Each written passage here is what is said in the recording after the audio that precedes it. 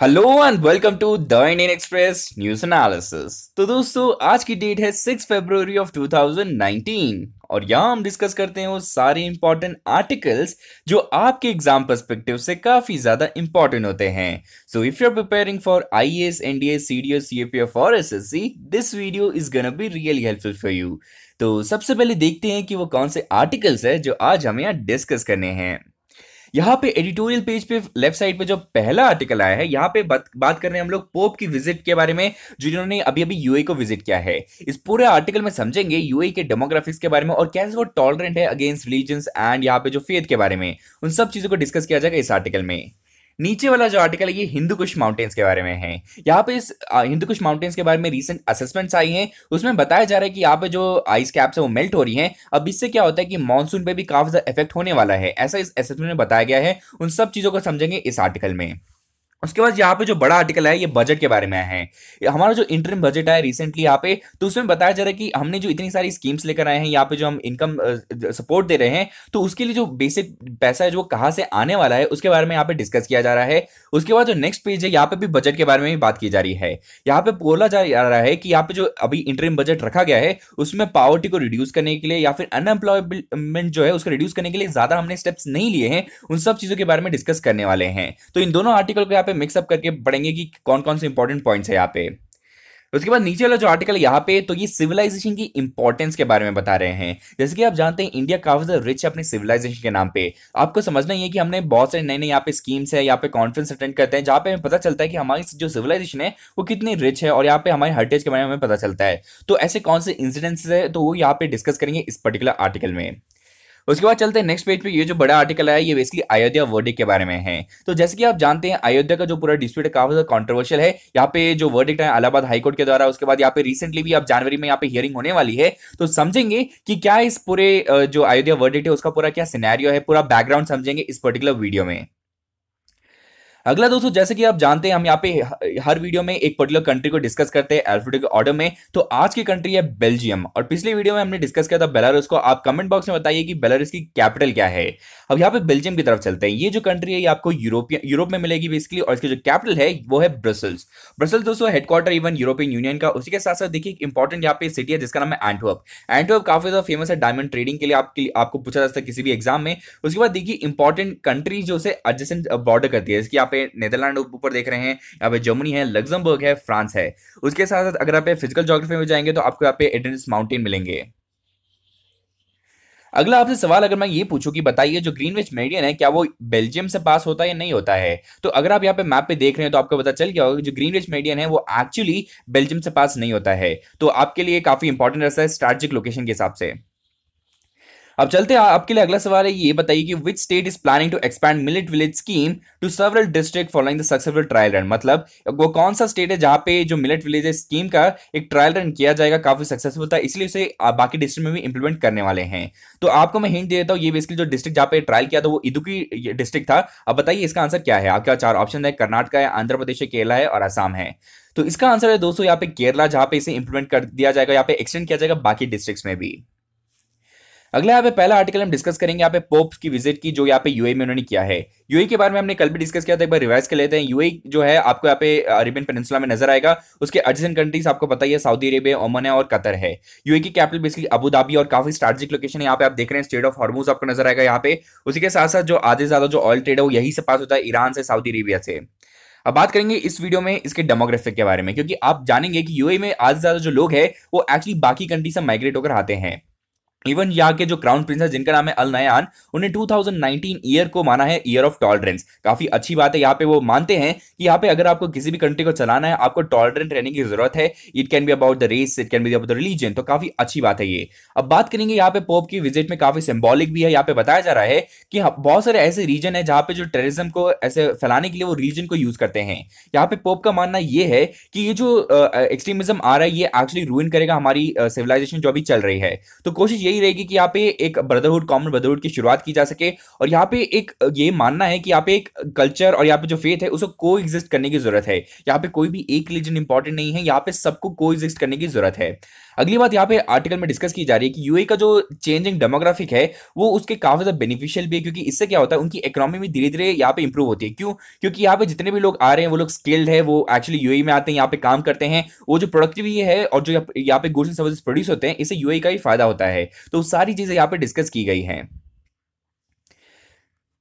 अगला आर्टिकल हम डिस्कस करेंगे रिसीडिंग ग्लेशियर्स इन हिंदू कुश। तो सबसे पहले बेसिक्स की बात कर लेते हैं। हिंदू कुश जो आपको माउंटेन नजर आएंगे ये आपको बेसिकली अफगानिस्तान और पाकिस्तान के बॉर्डर के आसपास नजर आते हैं। यहाँ पे आपको जो ग्लेशियर्स मिलते हैं ये आखिरी धीरे धीरे मेल्ट हो रहे हैं। और रिसेंटली यहाँ पे एक रिपोर्ट आई थी जिसका नाम है international centre of integrated mountain development. तो इन्होंने यहाँ पे जो असेसमेंट किया उसके हिसाब से बताया जा रहा है कि समवेयर अराउंड 35% ऑफ जो ग्लेशियर है वो एक्चुअली रिट्रीट हो जाएगा 2100 तक, और इससे क्या होगा ग्लोबल टेम्परेचर यहाँ पे फिक्स हो सकता है 1.5 डिग्री तक।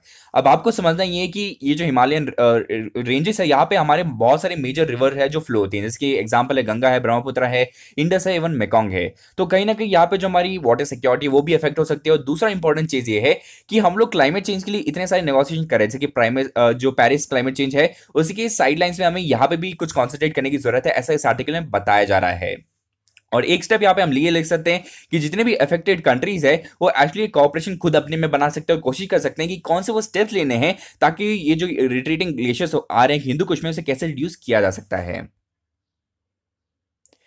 अगला आर्टिकल हम डिस्कस करेंगे अवेयरनेस अबाउट सिविलाइजेशन के बारे में। तो जैसे कि मैं आपको ऑलरेडी इंट्रोडक्शन में बता चुका हूं कि हमारी जो कंट्री है वो काफी ज्यादा रिच है when it comes to civilisation.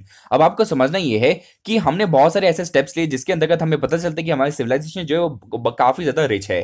सबसे पहले एग्जाम्पल लेंगे हम लोग अपने इनलैंड वाटरवे के बारे में, जो काफी ज्यादा इकोनॉमिकल है और इकोलॉजी को भी यहाँ पे सपोर्ट करता है। हमारी कंट्री में दोस्तों इतने सारे रिवर्स है उसका हम इस्तेमाल कर सकते हैं ट्रेड रूट्स की तरह। इसी संदर्भ में यहाँ पे सब जो है हमने सागरमाला पोर्ट को यहाँ पे डेवलप करने का यहाँ पे डिसाइड किया है। इसके अंतर्गत हम लोग यहाँ पे पोर्ट को डेवलप कर रहे हैं ताकि क्या होगा जो ट्रेड है वो काफी ज्यादा आसानी से किया जा सके। इवन एक और एग्जांपल साइड किया जा रहा है मैरीटाइम इन्वेस्टमेंट समिट का जो 2016 में हुआ है, जहां पे प्रधानमंत्री नरेंद्र मोदी जी ने हमें बताया था कि जो डॉक्टर बी आर अम्बेडकर है वही एक्चुअली क्रिएटर थे यहाँ पे central waterway irrigation and navigation commission के और इवन सेंट्रल जो टेक्निकल पावर बोर्ड के। अब कहीं ना कहीं उन्हें माना जाता है एक आर्किटेक्ट है ये वाटर नेविगेशन के हमारी कंट्री में। ये कुछ इंपॉर्टेंट सिविलाइज जो हमारे यहाँ पे हिस्टोरिकल पॉइंट्स है ये इन्होंने वापस बताए थे। उसके बाद हम बात करेंगे यहाँ पे जो रोल ऑफ चोलास नेवी, मतलब चोला डायनेस्टी आप जानते हो, उसमें जो रोल ऑफ वुमेन है उन्होंने काफी ज्यादा प्रोमिनेंट रोल प्ले किया था 800 साल पहले। तो कहीं ना कहीं आपको पता चल गया कि अगर नेवी की बात करेंगे तो वुमेन भी काफी ज्यादा जो है सपोर्ट कर सकते हैं। उसके बाद एक और पॉइंट बताया जाए, यहाँ पे जितने भी डॉक्यूमेंट्स थे रिलेटेड टू सुभाष चंद्र बोस ने डी क्लासिफाई कर दिया गया है। उसके साथ साथ हमने यहाँ पे 75th एनिवर्सरी सेलिब्रेट की थी आजाद हिंद गवर्नमेंट की। उसके बाद यहाँ पे बात कर रहे हैं हम लोग रिवाइवल ऑफ खादी, इवन जो स्वच्छ भारत मिशन है हमारा, इवन जो दांडी मार्च है उसको रिप्रेजेंट करने के लिए, गांधी के आइडियाज को रिप्रेजेंट करने के लिए हमने बहुत सारे जो है यहाँ पे स्कीम्स को लॉन्च किया है। तो कहीं ना कहीं आपको समझ में आ गया होगा कि हमारे जो सिविलाइजेशन है वो एक इंस्पिरेशन की तरह काम कर सकते हैं फॉर दी कमिंग स्कीम्स के बारे में।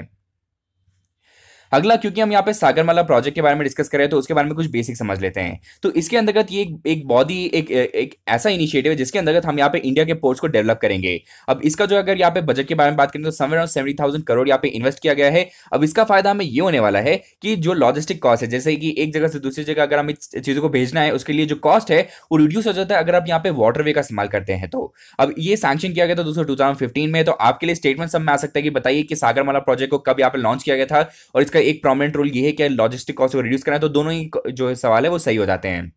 उसके बाद इसका पूरा जो रोल है वो यहाँ पे हम मॉडर्नाइज करेंगे अपने पोर्ट्स को। उसके बाद क्या होगा कि जो कनेक्टिविटी होगी इन पोर्ट्स की वो अच्छी हो जाएगी। इससे फायदा हमें ये होने वाला है कि यहाँ पे आसपास के जितने भी लोग रहते हैं उनको यहाँ पे एम्प्लॉयमेंट अपॉर्चुनिटीज भी मिलती रहेंगी। तो यहाँ पे अगर आप मैप पे देखेंगे ये पूरा यहाँ पे कनेक्ट किया गया सागरमाला नेटवर्क है जो यहाँ पे आप नजर आ रहा है। उसके बाद हम लोग बात करेंगे दोस्तों यहाँ पे हमारे जो नेशनल वाटरवेज है उसके बारे में देखते हैं। यहाँ पे आपको NW1 मिलेगा, उसके बाद 2 है, 3 है, 4 है, 5, 6 है। 6 हमने यहाँ पे डेवलप किया, कहाँ से कहाँ तक वो सारे आपको इस मैप में नजर आएंगे और वही चीज आपको यहाँ पे टेबल फॉर्मेट में नजर आएगी। ये बेसिकली एनसीईआरटी से, तो NW6 अभी तक अपडेट नहीं हुआ है। अगर NW1 की बात करेंगे नेशनल वाटरवे 1 तो ये बेसिकली स्ट्रेच करता है इलाहाबाद से हल्दिया तक। उसके बाद NW2 की बात करेंगे तो आपको सादिया दुबरी तक मिलेगा। उसके बाद 3 की जो बात करेंगे वो है कट्टापुरम से कोल्लम तक। उसके बाद 4 की बात करेंगे ये एक्चुअली गोदावरी और कृष्णा रिवर पे बेस है। और अगर 5 की बात करेंगे तो ये आपको मेटाई रिवर और डेल्टा जो महानदी और ब्राह्मणी का रिवर मिलेगा। तो उसके आसपास आपको NW5 डेवलप होता हुआ नजर आ रहा है। अगला आर्टिकल हम डिस्कस करेंगे इंटरम बजट के बारे में। तो जैसे कि आप जानते हैं यहाँ पे बहुत सारे यहाँ पे स्कीम्स प्रोवाइड की गई हैं। सबसे पहले हम बात करेंगे जो 5 लाख की अपर लिमिट बेसिकली रखी गई है। इससे क्रम अगर आप कमाते हैं तो आपको बेसिकली टैक्स रिबेट मिल जाता है। उसके बाद यहाँ पे फार्मर्स को 6,000 रुपीज पर साल दिया जा रहा है एज अ इनकम सपोर्ट। उसके बाद यहाँ पे जो अनऑर्गेनाइज सेक्टर में जितने भी वर्कर्स काम करते हैं उनको पेंशन भी दी जा रही है। और ये इतना तीन चीज को मिला के समवेयर अराउंड जो यहाँ पे कॉस्ट आता है वो आता है 75,000 करोड़। अब सवाल पूछा जा रहा है कि इतना पैसा आने कहां से वाला है। उसके साथ साथ जो यहाँ पे डेटा दिया गया है बजट में वो इतना रिलायबल भी नहीं माना जाता है। क्यों? क्योंकि यहाँ पे गवर्नमेंट जो है बार बार इंटरफेयर कर रहे हैं एनएसएसओ के डिटेल्स में, डेटा जो वो यहाँ पे वर्क करते हैं, तो कहीं ना कहीं यहाँ पे मैनिपुलेशन भी दिया जा सकता है। उसी में एक इंपॉर्टेंट एग्जांपल साइड किया जा रहा है कि यहाँ पे जो मैजिकल फॉर्मुला यहाँ पे रिवीजन किया गया है जीडीपी की बैक सीरीज में। यूजुअली जीडीपी की जो बैक सीरीज है वो एकेडमिक पर्पस के लिए होता है, लेकिन यहाँ पे हम देख रहे हैं गवर्नमेंट ने काफी ज्यादा यहाँ पे रोल प्ले किया है। तो कहीं ना कहीं आपको नजर आ रहा है कि हम लोग इतना डेटा पे बिलीव भी नहीं कर सकते हैं। और रिसेंटली काफी ज्यादा कंट्रोवर्सी हो गई थी जो एनएसएसओ ऑफिस और जो गवर्नमेंट के बीच में, जहाँ पे जो डिमोनेटाइजेशन के बाद जो एम्प्लॉयमेंट के जो रेट्स है वो बढ़े हैं नहीं बढ़े हैं, तो उसके बारे में जो रिपोर्ट है वो भी अभी तक रिलीज नहीं की गई है। उसके बाद जो नेक्स्ट आर्टिकल में डिस्कस किया जा रहा था कि अभी का जो इंटरिम बजट है उसमें पॉवर्टी के बारे में कुछ बात नहीं की जा रही है और यहाँ पे अनएम्प्लॉयमेंट के बारे में भी कोई बात नहीं की गई है, क्योंकि आपने कोई नए जॉब क्रिएट किए नहीं है, लेकिन आपने यहाँ पे जो है इकोनॉमिकली वीकर सेक्शन को यहाँ पे रिजर्वेशन प्रोवाइड कर दी है। अब एक और चीज यहाँ पे बताई जा रही है कि यहाँ पे आपने इतने सारे स्टार्टअप को यहाँ पे बात करते हैं, लेकिन यहाँ पे जब बात करते हैं यहाँ पे एंजल टैक्स की, उसको अभी भी यहाँ पे रिड्यूस नहीं किया गया है। दूसरा, अगर मुद्रा स्कीम की बात करें कि ये काफी ज्यादा एम्पावरिंग है, लेकिन इसमें जो पैसा दिया जाता है वो काफी ज्यादा कम है। किसी भी पर्टिकुलर कंपनी को चलाने के लिए इतने पैसों से भी काफी ज्यादा पैसों की जरूरत पड़ती है। अगला अगर उज्ज्वला स्कीम की बात करेंगे तो यहाँ पे आप एलपीजी कनेक्शन तो दे रहे हैं, लेकिन यहाँ पे जब रिफिलिंग की बात करते हैं तो उतने आपको नंबर नहीं नजर आते, जिसके बारे में कोई बात नहीं करता, ऐसा इस आर्टिकल में बताया गया है। दूसरा, अगर यहाँ पे स्वच्छ भारत के बारे में बात करेंगे, जिसके अंतर्गत हम यहाँ पे इतने सारे टॉयलेट्स बना रहे हैं, लेकिन प्रॉब्लम यह है कि अभी तक मैनुअल स्कैवेंजिंग को एड्रेस नहीं किया गया है। यहाँ पे अभी भी मैनुअल स्कैवेंजिंग काफी ज्यादा इस्तेमाल की जाती है, तो उसको कैसे रिड्यूस करना है उसके बारे में भी अभी भी स्टेप्स हमने नहीं लिए हैं। तीसरा बात करेंगे दोस्तों, यहाँ पे उन्होंने ये बोला कि जो बजट है उसमें बहुत सारी ऐसी चीजें हैं जिसको अभी भी यहाँ पे सोचने की सोच विचार करने की जरूरत है। तो ज्यादा से यहाँ बोला जाता है कि पिंच ऑफ सॉल्ट की तरह लिया जाना चाहिए, लेकिन यहाँ पे ओशन ऑफ सॉल्ट आपको नजर आ रहा है।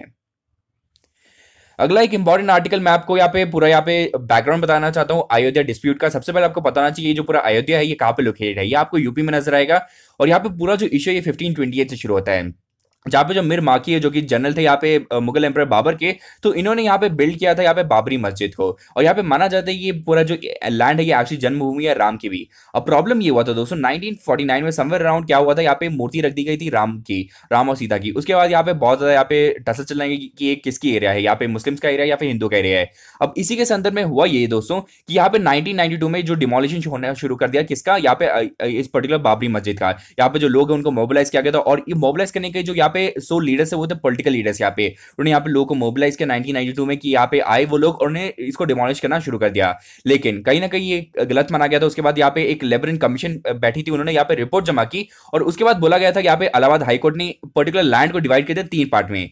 पहला जो लैंड है ये आखिर रामलाला को गया, जिसको रिप्रेजेंट करने के लिए यहाँ पे हिंदू महासभा होती है, और 1/3 जो लैंड है वो सुन्नी वक्फ बोर्ड को दिया गया, और जो तीसरा एरिया है वो एक्चुअली निर्मोही अखाड़ा को दे दिया गया। लेकिन इससे वो काफी ज्यादा नाखुश थे। उसके बाद वो फिर से सुप्रीम कोर्ट में गए हैं, तो उसके बारे में जो पूरा डिस्कशन है और ये जो पूरा एनालिसिस किया जाएगा वो शायद जो फरवरी और मार्च के एंड तक हमें पता चल जाएगा कि सुप्रीम कोर्ट ने क्या वर्डिक्ट दिया है।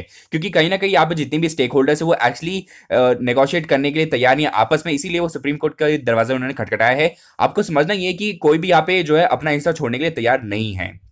और एक और इंपॉर्टेंट चीज जो आप अयोध्या के बारे में जान सकते हैं कि हमारे पास और भी बहुत सारे ऐसे इंपॉर्टेंट केस है जिसको हमें अभी रिजॉल्व करना बाकी है, लेकिन उन सबको छोड़ के हम अयोध्या पे कॉन्सेंट्रेट इसलिए कर रहे हैं क्योंकि ये काफी इंपॉर्टेंट है पॉलिटिकल माइलेज लेने के लिए, क्योंकि इसी वजह से जो पॉलिटिकल पार्टी है यूजुअली इलेक्शन टाइम में इस मुद्दे को बार बार यहाँ पे बाहर लेकर आते हैं। और इससे एक चीज ये होती है दोस्तों की जो इंपॉर्टेंट मुद्दे हैं उनसे आपका जो फोकस है वो हट जाता है। अब अगला सवाल आपके लिए दोस्तों ये, why did prime minister Narendra Modi lay the foundation for 624 megawatt Kiru hydraulic project and of that is of 850 megawatt Ratle hydro electric project on 3 February 2019। तो ये जो 2 प्रोजेक्ट है इसको कहाँ पे इन्होंने लॉन्च किया है, यहाँ पे अगर 4 ऑप्शन है, आंध्र प्रदेश है, कर्नाटक है, जम्मू कश्मीर और पंजाब है। तो ये जो लॉन्च किया गया वो है जम्मू कश्मीर रीजन में, जिस स्पेसिफिकली किश्तवाड़ में। तो आपसे अलग सवाल पूछा जा सकता है, बताइए कि जो ये कीरू हाइड्रो इलेक्ट्रिक प्रोजेक्ट है या फिर जो रैटल हाइड्रो प्रोजेक्ट है वो कहाँ पे लोकेटेड है, तो आपको बताना चाहिए कि वो जम्मू कश्मीर में है। अगला यहाँ पे पेज 1 पे जाएंगे, यहाँ पे जो रिसेंटली वर्डिक्ट आया सुप्रीम कोर्ट के द्वारा उन्होंने बोला है कि यहाँ पे जो जो चीफ है यहाँ के पुलिस के यहाँ पे वेस्ट बंगाल में, तो उनको यहाँ पे सीबीआई के साथ कोऑपरेट करने की जरूरत है, उन्हें अरेस्ट नहीं करना है लेकिन कोऑपरेट करने की जरूरत है, ऐसा जो है सुप्रीम कोर्ट ने बोला है। उसके बाद जो यहाँ पे धरना दे रही थी ममता बनर्जी, उन्होंने यहाँ पे रोक दिया है कंप्लीटली। अगले यहाँ पे नेक्स्ट सवाल आपके लिए ये बताइए कि which state has topped in the ranking of best practices when it's come to budget formulation, मतलब बजट फॉर्मुलेशन में कौन से स्टेट ने यहाँ पे बेस्ट प्रैक्टिसेस को दिखाया है on based on the survey of transparency international. तो यहाँ पे आपके पास चार ऑप्शन है, तमिलनाडु है, राजस्थान है, असम है, तेलंगाना है। तो इसका आंसर बेसिकली असम है। उन्होंने काफी अच्छा काम किया when it's come to budget formation और इनको रैंक किया गया ट्रांसपेरेंसी इंटरनेशनल के द्वारा। अगला यहाँ पे पेज 11 पे यहाँ पे बताया जा रहा है कि इराक के रीजन में यहाँ पे बाहर किया गया था इंडियंस को जाने की, कि आप जानते हैं जो इराक का रीजन काफी ज्यादा वॉलेटाइल है, वहाँ पे जो इस्लामिक स्टेट का प्रोमिनेंस है, इसी वजह से यहाँ पे हम विजिट नहीं कर सकते थे। लेकिन जो मिनिस्ट्री ऑफ एक्सटर्नल अफेयर्स उन्होंने यहाँ पे नोटिफाई किया है कि एक्सेप्ट फॉर सम 5 रीजन यहाँ पे आप विजिट कर सकते हैं इराक को। अब इराक कितना न्यूज में रहता है यूजुअली, तो इराक की लोकेशन आप देख सकते हैं। इराक की कैपिटल आपको बेसिकली बगदाद नजर आएगी, उसी के साथ साथ एडजेसेंट कंट्रीज देखिए, ऊपर आपको टर्की नजर आ रहा है, लेफ्ट में सीरिया है, जॉर्डन है, सऊदी अरेबिया है, ईरान है। उसी के साथ साथ यहाँ पे दो इंपॉर्टेंट रिवर है जो आपको नजर आ रही होगी, जिसकी एक टिग्रिस है और यहाँ पे यूफ्रेट्स आपको नजर आ रहा है। ये दो इंपॉर्टेंट रिवर्स यहाँ पे फ्लो करती हैं। उसके बाद दोस्तों एक्सप्लेन पेज पे एक इंपॉर्टेंट आर्टिकल है मैग्नेटिक नॉर्थ पोल के बारे में। तो इस पूरे आर्टिकल में ये बताया जा रहा है कि हमारे पास दोस्तों दो पोल्स होते हैं, एक होता है यहाँ पे ज्योग्राफिकल पोल और एक होता है मैग्नेटिक पोल। अब यहाँ पे इस आर्टिकल में बताया जा रहा है कि जो मैग्नेटिक पोल है वो कनाडा से मूव करते करते यहाँ पे जो है रशिया की तरफ जा रहा है, और जो रेट है काफी ज्यादा बढ़ गया, और इसकी जो रीजन है वो अभी तक जो है साइंटिस्ट पता नहीं लगा पा रहे हैं। लेकिन अगर हम यहाँ बात करें मैग्नेटिक पोल्स की, वो यूजली हमारे जो कोर है वो डिसाइड करता है कि मैग्नेटिक पोल कहाँ पे इंक्लाइंड होगा। अब इससे प्रॉब्लम ये होगी दोस्तों कि जितने भी नेविगेशन होते हैं हमारे सी में, इसके लिए हम लोग अपने मैग्नेटिक पोल्स का इस्तेमाल करते हैं, तो कहीं ना कहीं यहाँ पे नेविगेशन में थोड़ी डिफिकल्टीज आ सकती हैं, ऐसा इस पर्टिकुलर आर्टिकल में बताया जा रहा है। नेक्स्ट यहाँ पे क्वेश्चन है दोस्तों, यहाँ पे जो काला घोड़ा फेस्टिवल है जो इंडिया का लार्जेस्ट मल्टीकल्चरल स्ट्रीट फेस्टिवल है, बताइए ये कहाँ पे हेल्ड किया गया है और ये सेलिब्रेट करे 20 years of art and culture. तो यहाँ पे अगर चार ऑप्शन है, गुवाहाटी है, देहरादून है, गैंगटॉक है, मुंबई है। तो ये बेसिकली काला घोड़ा जो फेस्टिवल है ये एक्चुअली हेल्ड होता है मुंबई में। अगले यहाँ पे एक्सप्लेन पेज पे जो आर्टिकल है यहाँ पे बताया जा रहा है जो हरियाणा के सीएम है, इन्होंने रिसेंटली एक स्पीच दी थी कंप्लीटली तमिल में। तो यहाँ पे एक हिस्टोरिकल लिंक बताया जा रहा है कि जो अगर हरियाणा की बात करेंगे, करीबन 40 से 50 साल पहले यहाँ पे जो तेलुगु थी वो उनकी एक ऑफिशियल यहाँ पे जो लैंग्वेज मानी जाती थी। और इसमें रीजन ये भी था कि उस टाइम में प्रॉब्लम ये थी कि यहाँ पे साउथ इंडिया को लगता था कि यहाँ पे वो एंटी हिंदी बन रहे, इसी वजह से उन्होंने क्या किया, यहाँ पे हरियाणा की सेकंड ऑफिशियल लैंग्वेज उसको बना दी तेलुगु को। उसी के साथ साथ यहाँ पे हरियाणा और पंजाब के बीच में भी कॉन्फ्लिक्ट चलता था, इसी वजह से जो है तेलुगु को यहाँ पे काफी ज्यादा प्रोमिनेंस दिया गया था। इसी वजह से पूरा आर्टिकल आया हुआ है एक्सप्लेन पेज पे।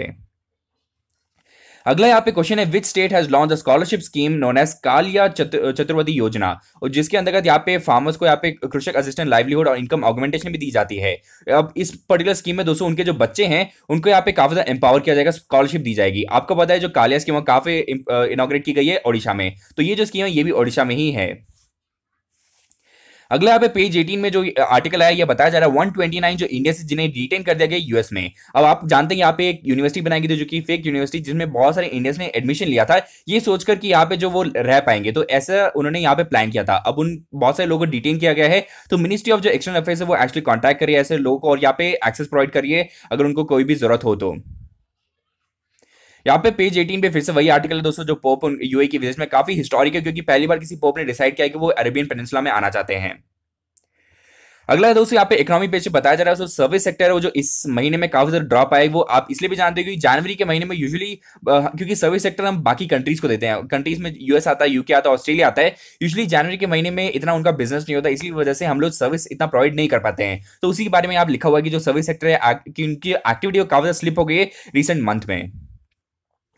अगला सवाल आपके लिए बताइए कि कौन सी वो कंट्री जिसने रिसेंटली पुल आउट किया है intermediate range nuclear forces treaty से जो रशिया के साथ साइन हुई थी। यहाँ पे आपका चार ऑप्शन है, इंडिया, जर्मनी, स्वीडन और यूएसए। ये हमने बेसिकली दिसंबर के महीने में डिस्कस किया था। ये जो पर्टिकुलर ट्रीटी है आईएनएफ ट्रीटी, ये बेसिकली साइन की गई थी रशिया और यूएस के बीच में। तो ऑब्वियसली कौन विड्रॉ कर रहा है, यूएस विड्रॉ कर रहा है। तो काफी इंपॉर्टेंट ये है कि इसके अंतर्गत बताया गया था कि आप कोई भी लैंड बेस्ड बैलिस्टिक मिसाइल को डेवलप नहीं करने वाले हैं, लेकिन यूएस को कहीं ना कहीं लगता है ये काफी ज्यादा एक्सप्लॉइटेटिव, क्योंकि चाइना तो डेवलप कर रहा है, इसी वजह से उन्होंने डिसाइड किया कि actually intermediate range nuclear forces treaty से बाहर आना चाहते हैं।